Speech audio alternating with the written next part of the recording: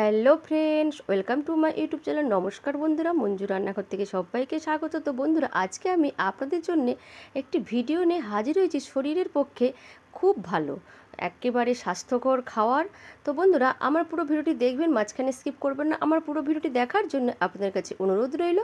আর আমার চ্যানেল নতুন শ্রোতা হলে চ্যানেলটি সাবস্ক্রাইব করার অনুরোধ রইল। লাইক, কমেন্ট, শেয়ার করতে বন্ধুরা ভুলবেন না। এই খাবারটিতে প্রোটিন রয়েছে, ফাইবার রয়েছে, আর ক্যালোরি শরীরের পক্ষে যতটা দরকার ততটা রয়েছে। যাদের কোলেস্ট্রল হাই, যাদের লিভারে ফ্যাট জমেছে, তাদের জন্য খুব উপকার। তো বন্ধুরা, বেশি কথা না বাড়িয়ে এই স্বাস্থ্যকর খাবারটি কী দিয়ে আমি বানাচ্ছি, কিভাবে বানাচ্ছি, খুব সহজভাবে বানাচ্ছি, যেগুলো বাড়িতে সবসময় দৈনন্দিন সবার বাড়িতে থাকে, সেই উপকরণ দিয়ে বানাচ্ছি। তো বন্ধুরা, এবার ভিডিওটি স্টার্ট করা যাক।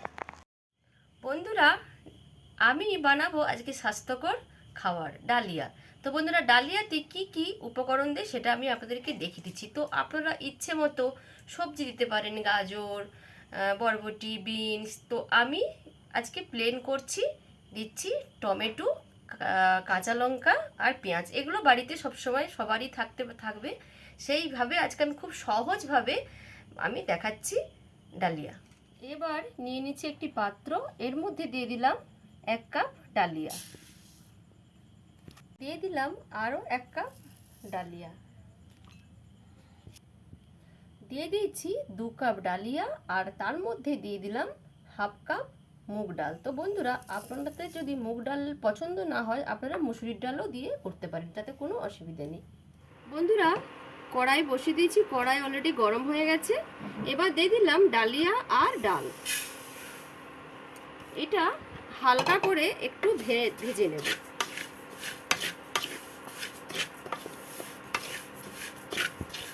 বাটিটাকে লো টু মিডিয়ামে রাখবেন।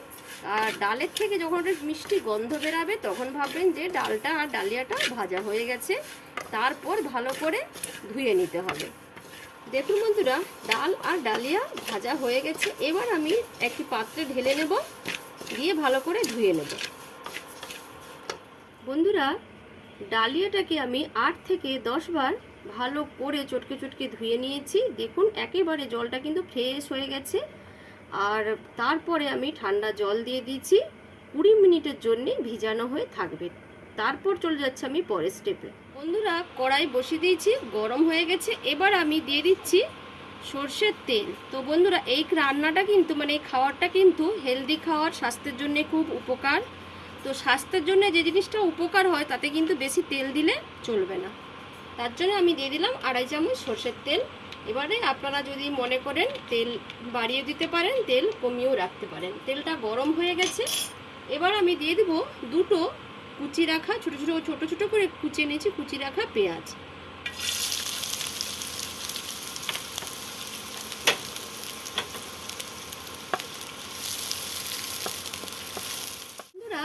হয়ে গেছে পেঁয়াজ হালকা করে ভাজা, দিয়ে দিলাম 2টো শুকনো লঙ্কা আর একটু সাদা জিরে। তো এগুলো প্রথমেই তেলের মধ্যে দিলে ভালো হতো, তো ভুলে গিয়েছি, তাই আমি পরে একটু পেঁয়াজটা সরিয়ে দিয়ে দিলাম। দেখুন, হয়ে গেছে, ভাজা হয়ে গেছে। আপনারা যদি দেন প্রথমেই ফোড়নে লঙ্কা আর জিরেটা দেওয়ার পরে পেঁয়াজটা দেবেন। দেখুন, সুন্দর কিন্তু ভাজা হয়ে গেছে, মিষ্টি গন্ধ বেরিয়েছে। এবার আমি মিশিয়ে দিলাম, দিলাম 2টো তেজপাতা আর কুচিয়ে রাখা টমেটো আর কুচানো কাঁচা লঙ্কা। এবার সবগুলোকে আমি ভালো করে ফ্রাই করে নেব। দিয়ে দিলাম পরিমাণ মতো লবণ। আর লবণটা দিয়ে দিলে টমেটো সুন্দর গলে যাবে, তার জন্য লবণটা আমি আগে দিয়ে দিলাম। তো বন্ধুরা, আমি কিন্তু এতে আদা বাটা দিচ্ছি না। আপনারা যদি মনে করেন আদা বাটা দেবেন, তো আদা বাটা দিতে পারেন, কোনো অসুবিধা নেই।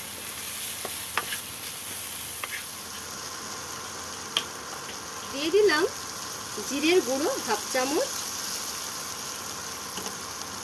আর দিয়ে দিচ্ছি ধনে গুঁড়ো 1/2 চামচ, আর একবারে একসাথে দিয়ে দিলাম হলুদের পরিমাণ মতো হলুদ। এবার সব মশলাগুলোকে ভালো করে একটু নাড়িয়ে নিয়ে অল্প একটু, যাতে না মশলাটা পুড়ে না যায়, তার জন্য আমি অল্প একটু দিয়ে দিলাম জল, সামান্য একটু দিয়ে দিলাম জল, যাতে না মশলাটা পুড়ে যায়।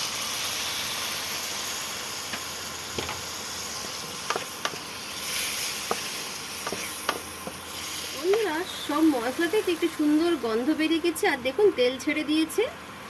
এবার আমি দিয়ে দিচ্ছি ভিজিয়ে রাখা ডাল আর ডালিয়া।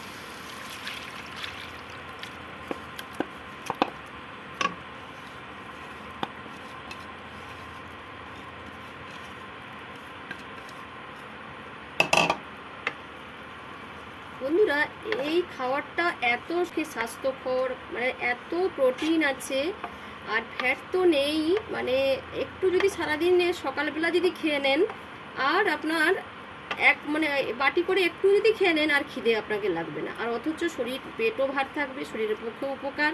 হাই ক্যালোরি থাকে, হাই ফাইবার থাকে, ফ্যাট জিরো ফ্যাট। তো বন্ধুরা এই খাবারটা আপনারা যাদের ফ্যাটের প্রবলেম আছে তারা কিন্তু অতি অবশ্যই এই ডালিয়াটা বানিয়ে খেয়ে দেখবেন, স্বাস্থ্যের পক্ষে খুব উপকার। এবার আমি 20 মিনিটের জন্য ঢাকা দিয়ে দিলাম। বন্ধুরা 20 মিনিট হয়ে গেছে, এবার ঢাকনাটা আমি খুলে দিচ্ছি। তো মাঝখানে 2-3 বার আমি ঢাকনাটা খুলে ডালিয়াটাকে নাড়িয়ে দিয়েছিলাম। তো ডালিয়াটাকে বন্ধুরা একেবারে কিন্তু আপনারা গলিয়ে ফেলবেন না, আর বাতিটাও কিন্তু লোতে রাখবেন, লো টু মিডিয়ামে। আর যদি দেখেন মাঝখানে নাড়ানোর সময় যে একেবারে জল শুকনো হয়ে গেছে, ডাল বা ডালিয়া সেদ্ধ হয়নি, তখন আপনারা অল্প একটু গরম জল করে দিয়ে দেবেন। তো পরিমাণ মতো দেবেন আর এইভাবে রাখবেন, মানে এইভাবে কিন্তু জিনিসটা কিন্তু হবে। এবার সবশেষে আমি দিয়ে দিচ্ছি গরম মশলা।